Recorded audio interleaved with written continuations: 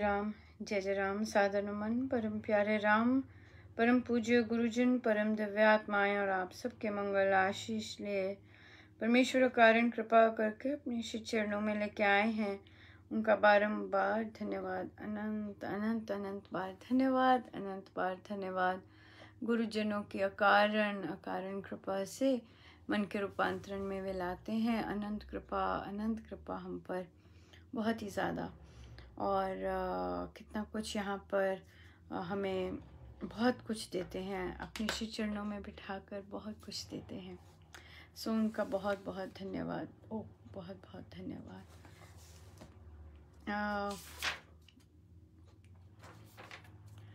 हम चलते हैं। बहुत जन आज भी उसी तरह का प्रश्न आया कि बुक क्लब चल रहा था तो एक प्रश्न किया कि इधर से सुनते हैं और टॉक्स में सुनते हैं, इस तरह से सुनते हैं कि मानव जन्म ये है वे है, इस तरह से। तो मुझे ये हुआ कि देखिए, आप इधर उधर से तो सुनते हैं, किंतु वो जो कन्फ्यूजन क्रिएट होती है वहाँ से सुनकर फिर यहाँ पर आते हैं। जब हम साधना करते हैं तो हम, और विशेषकर आध्यात्मिक, तो हमें जो हम शास्त्र, जो हम ग्रंथ पढ़ रहे हैं, केवल वहीं पे होना चाहिए। इधर उधर की पुस्तकें, टॉक्स नहीं होनी चाहिए। फॉर एग्जाम्पल, जैसे मन का रूपांतरण चल रहा है, उपासक का आंतरिक जीवन की पुस्तक अडल्ट बुक क्लब्स में चल रही है, राइट। वो साधना चल रही है। वहाँ स्वामी जी महाराज सिखा रहे हैं, एक एक पंक्ति हम पढ़ते हैं, एक एक पंक्ति पर रुकते हैं कि कैसे साधना करनी है। तो जब साधना हम कर रहे हैं तो हमें केवल एक ही जगह पे फोकस होना बहुत ज़रूरी है। अगर, क्योंकि आप स्वामी जी महाराज की ग्रंथ पढ़िए, साथ में अगर आपने प्रवचन पीयूष पढ़ना है, एडिशनल जिसे कहते हैं, वो पढ़ सकते हैं। बट इधर उधर की टॉक्स सुननी और फिर दच्चित होके साधना में नहीं लगना, वो तो बहुत कंफ्यूजन लाएगा। इट इज़ लाइक एक ही जगह गड्ढा नहीं खोद रहे। महाराज ने बड़ा क्लियर बताया है कि एक साधन जो करते हैं उसमें अगर अनंत दूसरे साधन मिक्स करते हैं तो हमारे हाथ कुछ नहीं आता, आएगा भी नहीं। एक ही चीज पे अगर स्वामी जी महाराज पे नहीं भरोसा है, देन लीव। सिंपल बात है। इधर उधर ताका झांकी कीजिए, इधर उधर का सुनिए, माइंड तो नहीं, फिर वैसा प्रसाद नहीं मिलने वाला जो कि एक साधक को साधना के रूप में मिलना जैसे कहा है स्वामी जी महाराज ने। हम शायद उस चीज की गंभीरता को नहीं लेते। We think, oh we are coming just like that, और सुन लिया, कुछ नहीं मिलने वाला ऐसे। जब तक जैसे स्वामी जी महाराज उसमें करवा रहे हैं वैसे ही हम दच्चित होके नहीं लगते, नहीं होता। बहुत सुंदर, बहुत साधक हैं जो दच्चित होके लगे हुए हैं और उन्होंने ना इधर देखा ना इधर देखा। और आज की डेट में भी बहुत साधक हैं जिनकी 100% अटेंडेंस भी है, चाहे कई ग्रुप्स के 4 महीने हो गए, कई ग्रुप्स के 5 महीने हो गए, एक दिन भी नहीं छोड़ा। और जिस तरह से स्वामी जी सिखा रहे हैं, बिल्कुल हूबहू वैसे किया है, गंभीरता से। और आप देखेंगे कि एवरी वीक जो संकल्प होते हैं फिर वो होते हैं, हो गए जी, इस तरह से होते हैं। ये अगर आप साधना के मामले में गंभीर नहीं है, सीरियस नहीं है और लिटरली अपने बहुत उछले हैं, ऊपर ऊपर का है सारा कुछ, तो फिर वहाँ पर कैसे वहाँ पर फिर वो लगन और वो चीज़ नहीं आती। मिस करेंगे, भूल जाएंगे, सोते रह गए, इस तरह से होता जाता है। अगर तो बहुत ज़्यादा सीरियसनेस है कि नहीं, मुझे बहुत सुंदर मौका मिला है और मुझे स्वामी जी महाराज डेफिनेटली यहाँ लाए हैं और वे सिखाएंगे, nothing like that, nothing like that. इसलिए कई कई साधक हैं अभी भी जो कि 15 हफ्ते हो गए हैं या 12 हफ्ते हो गए, वो पहले पेज पर ही हैं, वही वाला संकल्प ही कर रहे हैं, उसके आगे बढ़े ही नहीं। होता है ना, क्यों? क्योंकि उस तरह की सीरियसनेस नहीं है, उस तरह की सीरियसनेस नहीं है। इसलिए इधर उधर ना जाएं तो अच्छी बात है, खासकर तब तक जब तक आप इस पुस्तक का अध्ययन कर रहे हैं, तब तक। अगर कुछ पाना होता है तो बिल्कुल उसी में ही लगते हैं, इधर उधर जाते ही नहीं, बिल्कुल नहीं जाते। होश ही नहीं होनी चाहिए इधर उधर की, ऐसी होती है, उसी में बिल्कुल दच्चित होते हैं, ऐसे होना होता है। और भौतिक साधना जो कि बच्चे जैसे IIT की तैयारी करते हैं, कंपेटिटिव एग्जाम्स की तैयारी करते हैं, वहाँ क्या करते हैं, इधर से भी पढ़ते हैं, वो वाली बुक भी पढ़ लेते हैं, रिलेशन में उधर की भी बुक पढ़ लेते हैं, कितनी सारी नोट्स, इधर के नोट्स आ जाते हैं, ऐसे करते हैं। पर आध्यात्मिक साधना के लिए जिस संत की शरण लेके हम साधना के लिए बढ़ रहे हैं, वो उन्हीं संत की शरण में ही रहना चाहिए, तभी मिलता है कुछ। उधर ही रहना चाहिए, इधर उधर सपोर्टिंग ग्रंथ चाहिए तो वो प्रवचन पीयूष है या भक्ति प्रकाश जी हैं, बस। पर दूसरे थॉट्स नहीं आने चाहिए, दूसरे थॉट्स, दूसरे व्यूज, वो नहीं आने चाहिए। वहाँ फिर भूमि अच्छी नहीं बनती, वहाँ बीज नहीं ठीक होते, वहाँ कन्फ्यूजन रहता है, संशय रहता है। और जो स्वामी जी महाराज में बिल्कुल डेप्थ में जाके अंडरस्टैंड करना कि वो क्या रहे हैं और हमारे गुरु के थॉट्स कैसे हैं, और तो वो तो तभी समझ आता है। एक और चीज आती है इसमें, इतना सुंदर अध्ययन करना चाहिए अपने गुरुजनों का कि हम कहीं नजर डालें और वहां स्वामी जी का नाम है, हमें एकदम पता चल जाना चाहिए कि ये स्वामी जी का थॉट है कि नहीं है। इतनी सुंदर उनकी थॉट प्रोसेस हमें समझ आनी चाहिए, चाहे कोई साधक ही लिख रहा है, किंतु अगर हमें इस बात का वो नहीं है, हम स्वयं नहीं पढ़ते हैं और हमने स्वयं स्वामी जी की टीचिंग्स अंगीकार नहीं की हैं, तो हमें एकदम पता लग जाएगा कि नहीं, ये स्वामी जी का थॉट नहीं है, ये अपना ही कहीं से आया है, ये उनका नहीं है। इतना हमें मैं लिटरल वर्ड्स की नहीं बात कर रही कि भाई ऊ की मात्रा गलत होगी और आधे म की बात गलत होगी, मैं इसकी बात नहीं कर रही हूँ, मैं थॉट प्रोसेस की बात कर रही हूँ। थॉट उनका कैसा है, उनकी सोच कैसी है, इस तरह की बात कर रही हूँ। लिटरल नहीं कि उधर कॉमा नहीं लगाया और ऊपर कुछ हो गया, ये वाली बात नहीं कर रही, उनके थॉट की बात कर रही हूँ, उनके विचार की बात कर रही हूँ कि उनके विचार किस तरह से। ऐसे हमें बन जाना चाहिए कि हमें देखते ही पता लग जाना चाहिए, no no no, Swami ji तो नहीं बोलते, ऐसे हो जाना चाहिए बिल्कुल कि ना, ये तो स्वामी जी का नहीं है, ये तो स्वामी जी की सोच नहीं है। पर यहाँ भी एक और बात का ध्यान रखना चाहिए कि हर साधक अपनी दृष्टि से देखेगा, अपनी दृष्टि से देखेगा और बोलेगा, ऐलान करेगा कि नहीं, ये स्वामी जी महाराज की बातें नहीं हैं। फॉर एग्जाम्पल, आज एक कल पोस्ट डाला था कि कहिए राम आई लव यू। वहाँ पे कोई एक साधक जी आए, कहते हैं ये स्वामी जी के विचार नहीं हैं। और फिर लिखा कि फिर उन्होंने आगे बढ़ गए, जजमेंट मार दी कि आप चंचल हैं। मुझे उसका कुछ नहीं हो, मुझे इन दोनों वाक्य, वो काफ़ी दिनों से इस तरह से कर रहे हैं, कमेंट्स डालते हैं और दूसरों को भी बोलते हैं ये स्वामी जी के विचार नहीं हैं।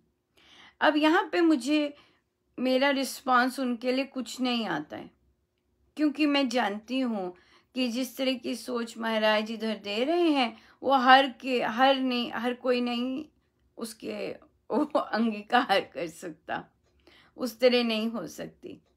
जबकि एक एक शब्द स्वामी जी महाराज कही है, हाँ प्रस्तुति अलग है, पर हूँ तेरा यह लिए टेर, चरण पड़े की रखियो मेर, अपना आप विरद विचार, दीजिए भगवान नाम प्यार, आई लव यू। राइट।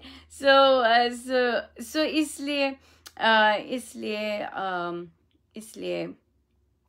इसलिए ये भी हमें होना चाहिए कि हाँ, अगर किसी ने लिखा है हमें और बहुत ज़्यादा डिफरेंट है, तो हम बोल सकते हैं कि लगता नहीं ये स्वामी जी के विचार हैं, बट ये भी पता होना चाहिए कि हर कोई अपनी अपनी स्तर से ही उनकी बातें लिखेगा और लिख रहा है अपनी समझ से भी।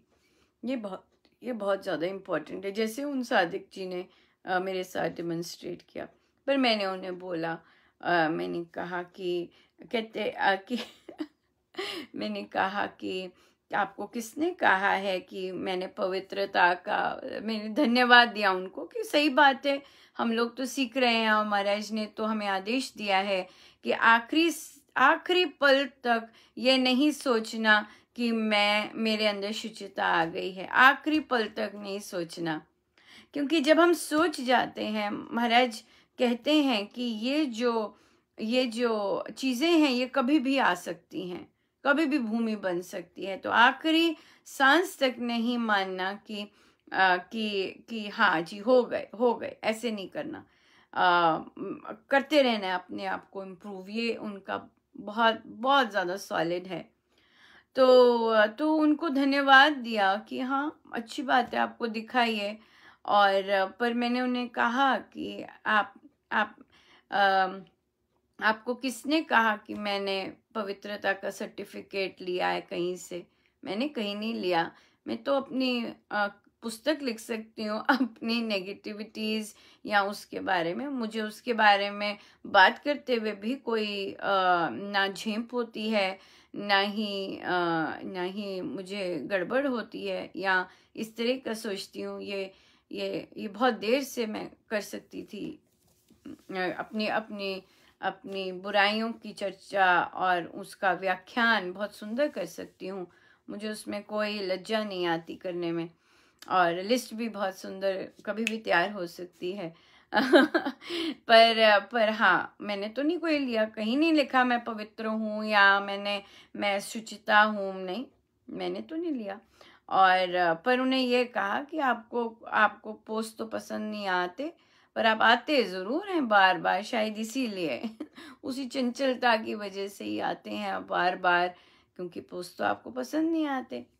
सो इसलिए पर ये बात है, वो अगला हमें जानता भी नहीं है, यूं ही गुजर रहा है और यूं ही कुछ बोल दिया, तो उसकी बात नहीं है। बट ये ज़रूर हमें गुरुजनों के ग्रंथ पढ़कर होना चाहिए कि मेरे महाराज के विचार कौन से हैं और क्या हैं, क्लियर होना चाहिए। ये नहीं कि लेबल पड़ा ऊपर स्वामी जी और चल जी मान लिया वही चीज़ सच, ऐसे नहीं है।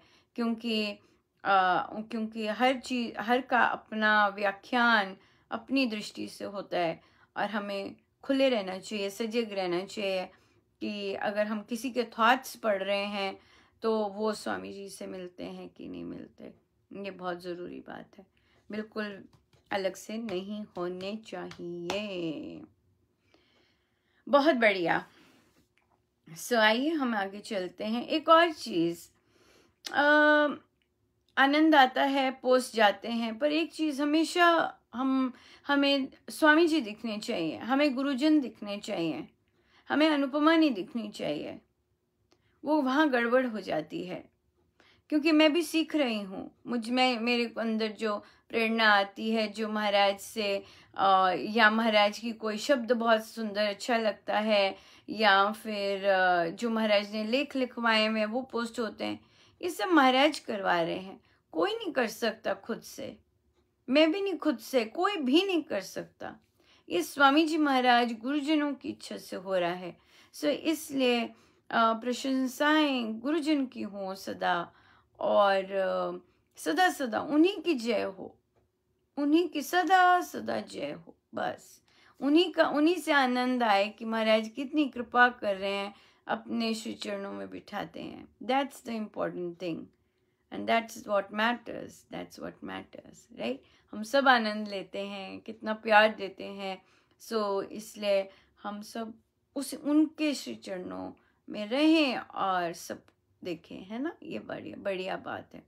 या हम सबको एक दूसरे से आनंद आता है, हम जानते हैं, बट जय जयकार तो केवल स्वामी जी की ही हो। बढ़िया है। आइए हम करते हैं आरंभ। अपने प्रभु को रिझाना, अपने गुरुजनों को रिझाना, और फिर उनके श्री चरणों में बैठ के कितना कुछ सीखना। तू ही मोहे लगन लगाई रे फकीरवा, तू ही मोहे लगन लगाई रे, तू ही मोहे लगन लगाई रे फकीरवा, तू ही मोहे लगन लगाई रे, तू ही मोहे लगन लगाई रे फकीरवा, तू ही मोहे लगन लगाई रे। सोवत ही अपने मंदिर में, सोवत ही अपने मंदिर में, सोवत ही अपने मंदिर में, शब्द मार जगाई रे फकीरवा, शब्द मार जगाई रे फकीरवा, तू ही मोहे लगन लगाई रे, तू ही मोहे लगन लगाई रे फकीरवा, तू ही मोहे लगन लगाई रे। डूबत ही भव के सागर में, डूबत ही भव के सागर में, डूबत ही भव के सागर में, बैया पकड़ समझाई रे फकीरवा, बैया पकड़ समझाई रे फकीरवा, तू ही मोहे लगन लगाई रे, तू ही मोहे लगन लगाई रे फकीरवा, तू ही मोहे लगन लगाई रे। कहत कबीर सुनो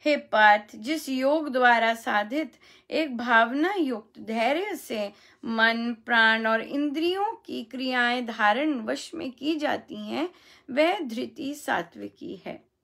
परंतु जिस धृति से मनुष्य क्रम फलेच्छा से प्रेरित होकर धर्म, कामना और धन को, अपने स्वार्थों को धारण करता है, बड़ी दृढ़ता से पकड़े रहता है, वह धृति राजसी है।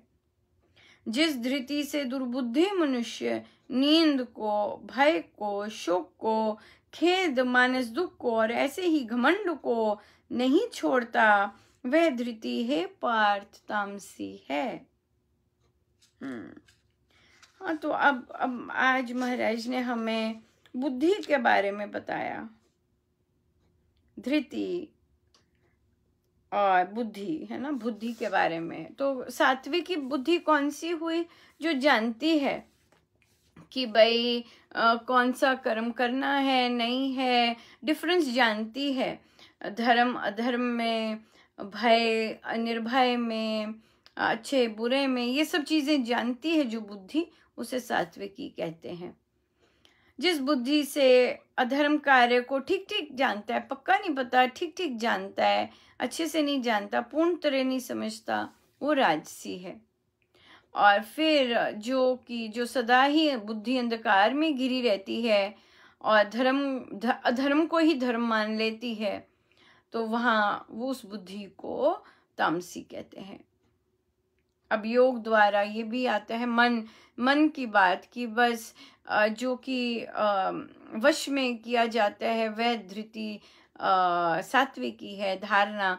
परंतु जिस धृति से मनुष्य कर्म फल इच्छा प्रेरित होकर धर्म, कामना और धन को धारण करता है, वह धृति राजसी है। जिस धृति से दुर्बुद्धि मनुष्य नींद को, भय को और इसको, घमंड को नहीं छोड़ पाता, तामसी है, तामसी। ये सब चीजें, ये बुद्धि की क्वालिटी, अगर बुद्धि की क्वालिटी सही नहीं है तो सही की जा सकती है। अगर तामसी बुद्धि है, वह भी बहुत सुंदर राजसी बन सकती है या सीधा सात्विकी ही बन सकती है।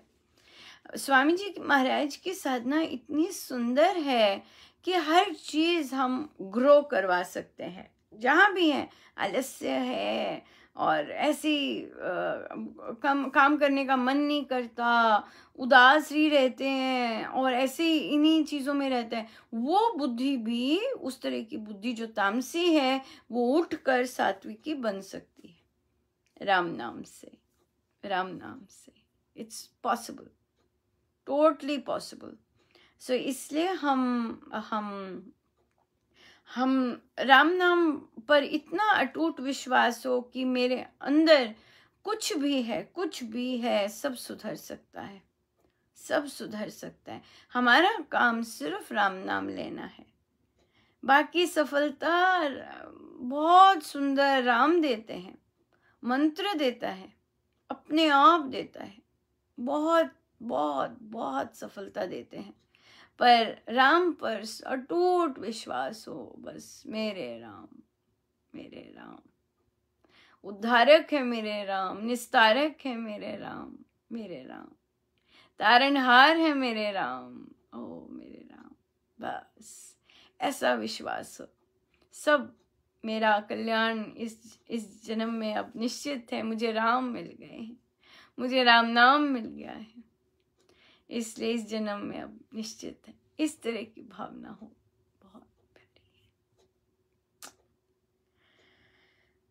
प्रश्न आया कि बच्ची को राम नाम के लिए फोर्स करना चाहिए कि साधिका जी कहती मेरा बच्चा बड़ा है, मैं उन्हें कहती हूँ राम नाम लो, पर वो बच्चे मानते नहीं हैं। नहीं, फोर्स नहीं करना चाहिए, फोर्स नहीं करना चाहिए। स्वामी जी महाराज ने प्रवचन पीयूष में बहुत सुंदर बताया है, किसी को फोर्स नहीं करना चाहिए। हाँ, ऑफर करो कि देखो ऐसा शुरू हो रहा है, ऐसी डिस्कशन शुरू हो रही हैं, ये हो रहा है, आप करना चाहोगे, बस दैट्स इट। पर उसके आगे नहीं, फोर्स नहीं करना किसी को। महाराज की साधना ये नहीं है। महाराज की साधना है आप खुद से इतना सुंदर करो, आप अपने अंदर इतना विश्वास करो कि वो तरंगे इतनी सॉलिड घर में अपने आप फैलने लग जाए। महाराज ने कहा है, महाराज ने कहा एक परिवार में एक भी दच्चित होकर अगर नाम जाप करता है, साधना करता है, राम की साधना करता है, बाकी अपने आप लग जाते हैं, अपने आप लग जाते हैं। बहुत ही सुंदर।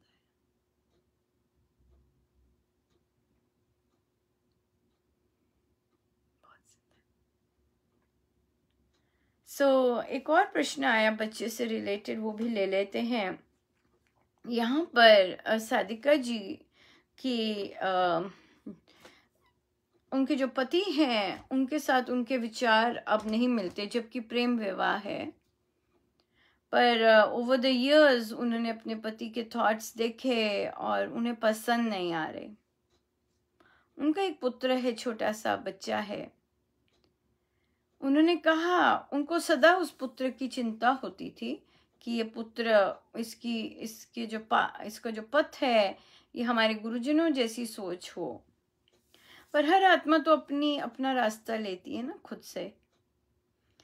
अब उन्हें पुत्र पसंद नहीं आ रहा, तो उन्होंने कहा कि मैं अपने बच्चे के साथ एक हेल्दी रिलेशनशिप कैसे मेंटेन करूं। उसके प्रति शायद चिड़चिड़ापन, क्रोध इस तरह का निकल रहा होगा। यही तो साधना है, यही तो साधना आती है कि बच्चे जो जैसे हम शायद प्रेम भी या अफेक्शन भी कई बच्चे नहीं देते हैं अपने पेरेंट्स को, और तो हम क्या करें। हम बच्चों के रिएक्शन से पुट ऑफ भी हो जाते हैं, हम बच्चों की सोच से भी पुट ऑफ हो जाते हैं। यस डेफिनेटली, क्यों नहीं। जब सोच ही बड़ी डिफरेंट हो और अगर सोच पति जैसी हो जो कि उनकी सोच पसंद ना हो, फिर गड़बड़ हो जाती है ना। फिर क्या करना चाहिए? कर्तव्य माँ का कर्तव्य है बच्चे को प्यार दे, सेल्फलेस, बिना इसके सोचे कि बच्चे की सोच कैसी है। बच्चा पापा की तरह है, सारा चला गया और उन्हीं की तरह बिहेव करता है, उस तरह हो गया। इर्रिस्पेक्टिव, मेरी तरह सोच नहीं है, मुझे अफेक्शन नहीं देता, irrespective of that, this is Sadhana, to keep giving love because you are supposed to give love. माँ है, माँ का कर्तव्य ये सेवा है कि अपने बच्चे को प्यार देना, दुलार देना, संस्कार देते जाना, वह माने ना माने। क्योंकि दो धर्म है, अलग अलग धर्म है। पिता की भी इच्छा है मेरे धर्म को फॉलो करे, और बॉयज हैं, बॉयज पिता को ज्यादा फॉलो करते हैं, कई गर्ल्स भी करती हैं, डिपेंड करता है कैसे प्रारब्ध हैं। सब प्रारब्धों की खेल हैं। पर हमें तो सेवा करनी है, हमें तो सेवा करनी है। ये केवल महिलाओं के लिए नहीं होता, ये पुरुषों के लिए भी होता है। पुरुष भी ऐसे होते हैं जो अगर राम नाम को पसंद करते हैं, उनकी पत्नियां राम नाम को पसंद नहीं करती, और उनके जो बच्चे होते हैं वो माँ के साथ जुड़े होते हैं। पिता की बड़ी इच्छा होती है कि मेरे बच्चे इस तरफ लगें, मेरे महाराज को पसंद करें, इसमें बहुत कुछ है, नहीं लगते क्योंकि माँ नहीं होती उस तरफ। पर क्या पिता प्यार करना बंद कर दे? उसका कर्तव्य है पिता का कि इर्रिस्पेक्टिव वो प्यार देते जाएं, और और संस्कार देते जाएं। बिल्कुल, जब मौका हो दें, संस्कार दें। तो इसलिए अपनी ड्यूटीज, कर्तव्य, जैसे गीता जी में भी हम पढ़ रहे हैं, कर्तव्य बुद्धि होनी चाहिए। मेरा कर्तव्य है। जब आप सेल्फलेस कर्तव्य करेंगे तो वो रिलेशनशिप है आपका। आपको परमेश्वर ने उस जीवात्मा की सेवा के लिए रखा है, उसकी परवरिश के लिए रखा है। और संबंध बनाइए, संबंध बनाया, मामा टाइम रखिए। जब मामा अपनी स्टोरी सुनाए और जब अपनी बातें करें, बच्चे के साथ खेलें या बच्चे को सुने, अपनी नहीं भी सुनानी तो एक टाइम ऐसा रखिए कि मामा टाइम हो, बस मामा टाइम। जबकि मामा तो सारा दिन लगी रहती है, खाना, नहलाना, सब कुछ करना, पढ़ाना, सब कुछ लगा रहता है, मामा का ही होता है। बट फिर भी एक मामा बेटू टाइम होता है, वहाँ पे वैसे आरंभ कीजिएगा। और वहाँ अपना हर रोज नित नियम से ये मामा बेटू टाइम है, और मामा बेटू अपनी कुछ भी बात कर सकते हैं, टॉक टाइम है, उसे टॉक टाइम बनाइए। खेलने का टाइम तो होता ही है, पढ़ने का टाइम भी होता है, छोटा बेबी है अभी, तो जो भी जैसे भी मामा स्टोरी टाइम होता है वैसे करिए। एक मामा एंड बेटू टॉक टाइम बनाइए, ताकि वहाँ पर आप बच्चे की सुन सकें, ऐसा टाइम बनाइए। और ऐसी रूटीन बड़े तक निभाइए, चाहे कैसा मर्जी हो जाए। सुनिए बच्चे को और बोलो कि आपकी बारी है, ये आपका मामा से टॉक शेयर करने का है। फिर आपको कुछ पूछना हो तो आप भी पूछिएगा, ऐसे बनाइएगा। इस तरह से बच्चे के साथ बनाने से और मेहनत कीजिएगा, लगे रहिएगा कि नहीं, चाहे कैसा मर्जी है, बच्चे से झगड़ा हुआ है, पर ये वाला जो रूटीन है ये ब्रेक ना हो। It is very important. So इस तरह से बच्चों के साथ कर्तव्य बुद्धि से, और जैसे महाराज ने कहा है, अपना कर्तव्य हम बहुत सुंदर पूरा करते जाएं, तो बहुत प्यारी बात है, बहुत सुंदर बात है। फिर प्रश्न आया कि अगर गलती हो गई है भारी, पता भी चल गया गलती का और पश्चाताप हो रहा है, पर गिल्ट बहुत जबरदस्त हो रही है, तो वहाँ उस गिल्ट की अग्नि को कैसे शांत करें? अग्नि तो प्रेम से ही शांत होती है। अग्नि तो प्रेम की वर्षा से ही शांत होती है, प्रेम की वर्षा करके शांत होती है। सो राम नाम की प्रेम की वर्षा लें, और जिसको पीड़ा दी है, जिसको पीड़ा हुई है, उसको शांत करें। उससे मांगी भी होगी, क्षमा मांगी भी होगी, पर फिर से मांगे, गलती हो गई, गलती हो गई। ये परमेश्वर ही करते हैं, परमेश्वर की ही लीला होती है कि हम और झुकें, हमें झुकना आए। पर गिल्ट में रहने से कुछ नहीं होता। पश्चाताप का क्या मतलब कि एक बार जो गलती की है वो फिर से नहीं दोहरानी, एक बार जो गलती की है वह फिर से नहीं दोहरानी, फिर से नहीं करनी, पर हम करें। पश्चाताप प्रेम की अग्नि, प्रेम की वर्षा से ही शांत होता है, प्रेम की शांत होता है।